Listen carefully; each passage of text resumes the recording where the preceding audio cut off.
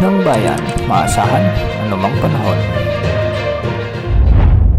Magandang araw po sa ating lahat. Narito na ang latest update sa magiging lagay ng ating panahon sa mga oras na ito, sa mga susunod na araw at sa mga susunod na linggo.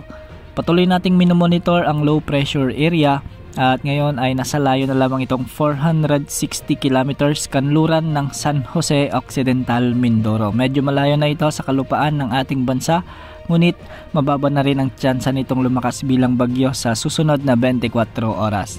Base sa mga pagtataya ay inaasang makakalabas na rin ito sa ating area of responsibility sa mga susunod na oras o di kaya naman ay mag-dissipate o malusaw na habang ito ay nasa West Philippine Sea. Samantala, easterlies naman ang nagdadala ng mga pag-ulan sa nalalabing bahagi ng Northern Luzon. Ngayong araw dahil sa trough o extension ng low pressure area, asahan ang maulap na kalangitan na may mga kalat-kalat na pag-ulan at thunderstorms sa bahagi ng Metro Manila, Central Luzon, Calabarzon, Mimaropa, Bicol Region at ang Western Visayas. Pinag-iingat natin ang ating mga kababayan sa mga nabanggit na lugar sa banta ng mga biglang pagbaha o pagguho ng lupa, lalo na kung may mga katamtaman at minsan ay malalakas na pag-ulan. Samantala, easterlies naman ang magdadala ng maulap na papawirin na may mga scattered rains and thunderstorms sa buong Cagayan Valley, kaya hindi pa rin inaalis ang posibilidad ng mga biglang pagbaha o pagguho ng lupa kung may mga umiiral na katamtaman at minsan ay malalakas na pag-ulan. Samantala, magiging bagyang maulap hanggang sa maulap rin ang mga kalangitan na may mga tsansa ng mga kalat-kalat na pag-ulan at pagkidlat pagkulog sa Ilocos Region at Cordillera Administrative Region. Dulot pa rin ito ng mainit na easterlies. Sa nalalabing bahagi ng ating bansa, asahan naman ang pag-iral ng mga localized thunderstorms lalo na ngayong gabi, kaya maraming lugar ang posibleng makaranas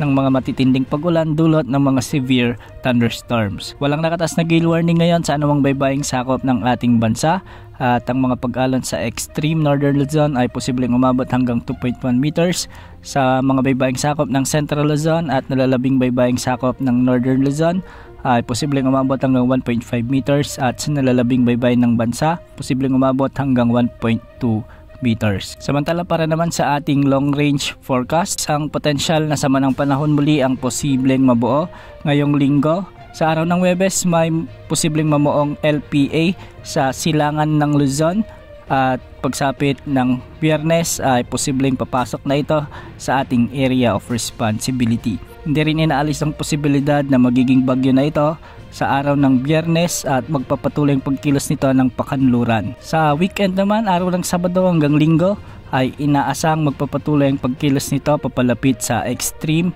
Northern Luzon at kung makikita natin ay medyo malakas na ang pagbugso ng hangin na dala ng bagyong ito. Sa araw ng Lunes next week, Monday ay nasa malapit na ito sa silangan ng extreme Northern Luzon. At pagsapit ng araw ng Martes, inaasahang tatama na ito sa bahagi ng mainland Cagayan o di kaya naman ay sa Babuyan Islands bilang isang malakas at malawak na bagyo. Pagsapit naman ng Miyerkules, asang tatawirin pa rin ito ang ilang bahagi ng ating bansa at posibleng makalabas na rin ito sa ating area of responsibility. Inaasahang palalakasin ng potensyal na samalang panahon na ito ang habagat na magdadala ng mga pag-ulan, lalong-lalo na sa kanlurang bahagi ng ating bansa. Kung sakali nga ay papangalanan itong bagyong Mirasol ng Pag-asa. Kahit papalayo na ang nasabing bagyo, posibleng maraming mga pag-ulan pa rin ang dala ng trough o yung extension nito dahil sa habagat na palalakasin ng nasabing potensyal na bagyo. Tabayan na ng mga susunod na updates ukol sa potensyal na bagyong ito o yung tatawagin nating bagyong Mirasol. Yan mo lang latest sa lagi ng panahon. Ito po ang weather update ng Bayan Maasahan anumang panahon.